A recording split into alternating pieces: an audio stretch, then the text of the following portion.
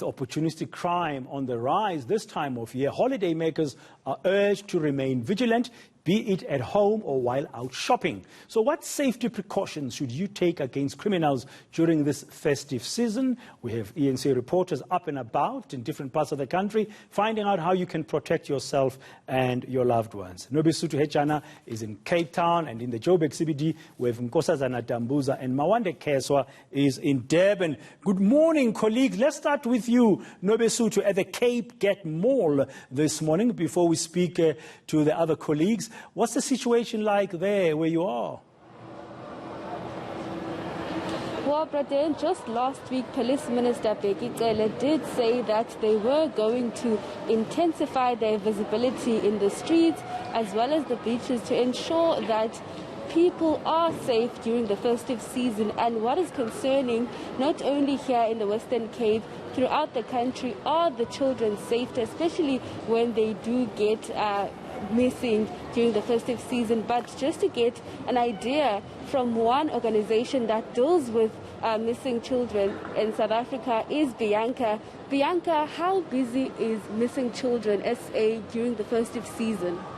Thank you so much for having me. Yes, child safety is our priority over the festive season.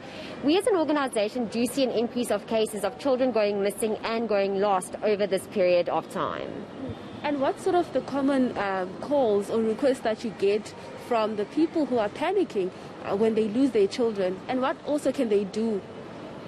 Well, children go missing for various reasons. So we get children that go lost, we get children that run away from home, and then we've got children that get kidnapped. So especially over this time of season, we need to be very vigilant, especially in our shopping centres, going down to our beaches.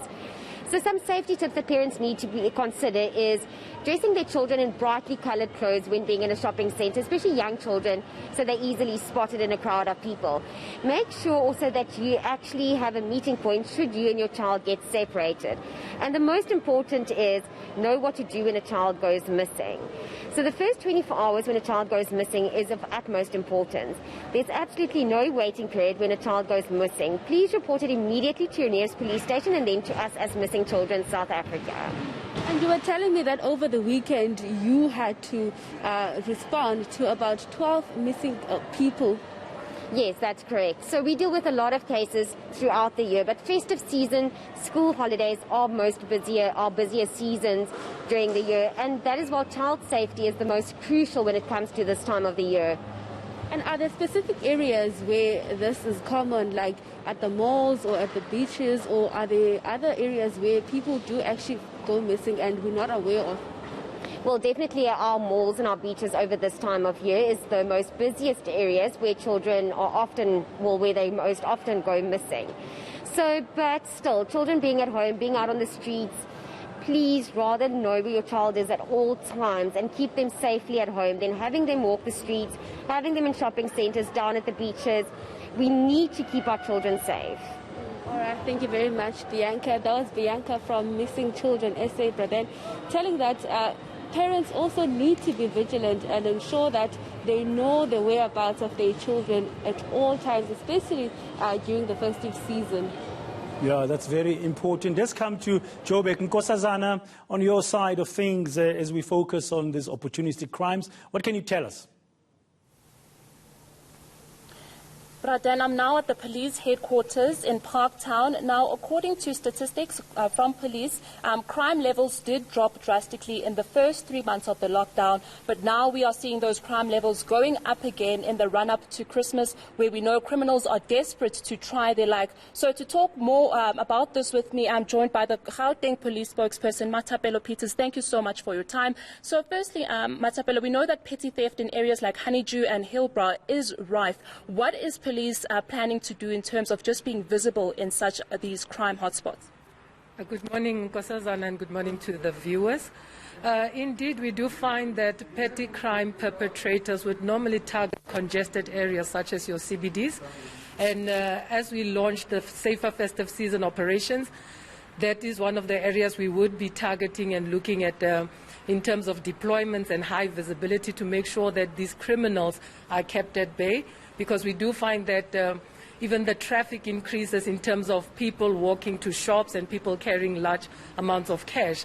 So police are on high alert monitoring such instances as well. Now, when it comes to petty theft, a lot of cases go unreported because people just believe that police don't take these matters seriously. How do police handle minor cases? Well, any case that is reported to the police deserves attention. So if anybody has reported a case and this was not attended to their satisfaction, they are welcome to lodge a formal complaint with the police, because it is our responsibility as the police to investigate as well as to make sure that the perpetrators are arrested, because that's one of the ways we are able to bring down crime.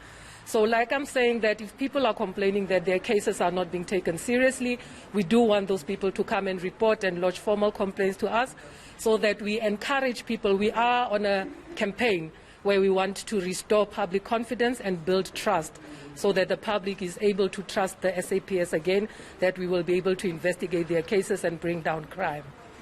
Now, trespassing and driving under the influence of alcohol are also considered petty crimes. And we know that this is often the challenge for police during the festive season. So what sort of operations are you going to be using to make sure that the public follows the rules? Well, as far as trespassing is concerned, that's quite a challenge, because in most instances we rely on private security of, say, a building. But in the case of, it was trespassing and what else that you referred to? And driving under the influence of alcohol. Okay, now driving under the influence of alcohol, it might seem petty, but it's actually not, because a lot of people lose their lives on the roads and due to people that have consumed alcohol irresponsibly. So we are conducting roadblocks, we are conducting raids on illegal liquor outlets, in fact even compliant liquor outlets, to ensure that all the traders are compliant with the Liquor Act. But these operations will be conducted regularly now that it's festive season, to make sure that crime is kept at bay and that the residents of Gauteng, even the visitors of Gauteng, are able to enjoy a crime-free festive season. Thank you so much. That was the Gauteng Police spokesperson, Mathapelo Peters, just sharing with us how the Men in Blue will ramp up their presence and action during the festive season. It looks like they've got a plan there. Thank you very much, Nkosazana. Let's go to Durban now. eThekwini, Mawande Keso, good morning to you. You're also with the police in that province. Good morning, Prated. Yes, we are right in front of the KZN SAPS provincial headquarters. We're just waiting for the spokesperson's arrival to come and speak to us. But what I do know, which I can share with you, Prated, is that during this festive season, for those who've been lucky enough to get bonuses, we've also seen something that we weren't accustomed to, where there are a number of people standing in queues heading to the post office to collect their grants. We're also seeing people withdrawing money from various banks and ATMs, and there have been a number of cases where people have been robbed of their monies in various areas within the country and the province in itself. So I understand that the police have set out a campaign over the festive season to try and ensure that for those who do become victims, they deal with those cases and are able to apprehend the wrongdoers. Now, we're looking also at the fact that there are a number of people that are expected in the province. The MEC for Economic Development, Tourism and Environmental Affairs, Ravi Pillay, last month said that we are expecting over 600,000 visitors to come into the province, and their safety will also be paramount in ensuring that they are safe, their monies are safe, because we do see an increase of these types of crimes during this festive season as criminals try to get their hands on people's hard-earned money. Yeah, and I guess this festive season for places like Durban, Cape Town, and also here in Joburg, you've got that complication, that matter of COVID-19 as well, with the Minister Begicele Nobesutu last week in Cape Town shouting at people who are not even wearing masks. So I think the police will be visible, but they'll also have to make sure that we comply with the regulations of COVID-19 as well, because they are governed by the National Disaster Management Act. Nobesutu, have you seen police there in and around Cape Town trying to enforce the regulations as well, on top of watching out for crimes? Well, Praden, because we left the office very early this morning, we haven't been able to see people on the streets. But over the weekend, we have seen a number of police presence, especially in areas like Kemps Bay and Sea Point. But I must say, though, there are people who are still not adhering to the regulations, especially in areas like Sea Point, where we see a lot of people jogging and walking their dogs. They're not adhering to those rules. But here at the mall, we've seen a lot of security malls moving around and also ensuring that people are not allowed inside the mall who are not wearing masks. And also, they are security, they're also wearing masks, so to also show to people that if you don't wear your mask, you're not going to be allowed. But in terms of the streets, we will see it when we go out later on and see whether there are police on the streets who are maintaining law and order and also ensuring that people do adhere to those regulations.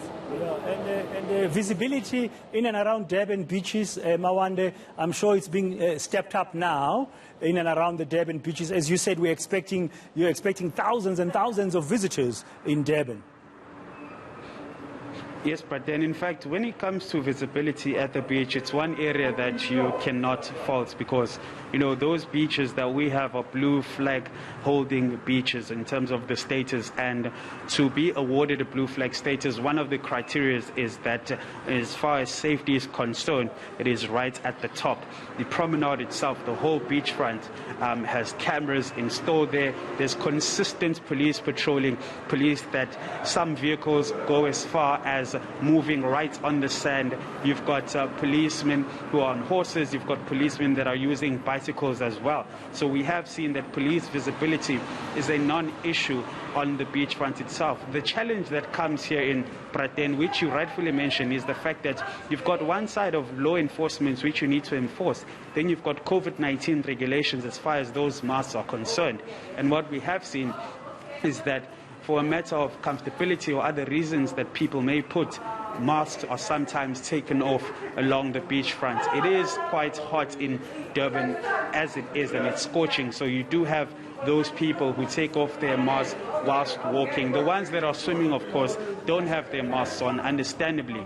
But like I say, in terms of the police visibility in that area, it is quite high. Yeah, and here in Gauteng, in Johannesburg, Nkosazana, I think for the last year we've seen Operation Ukai Mulau by the JMPDs, you know, with roadblocks, checking for all kinds of criminal activity, including drunken driving that Matapelo Peters was speaking about. I was just wondering if you've noticed as you were driving around to the head office, the police visibility being stepped up here in Johannesburg.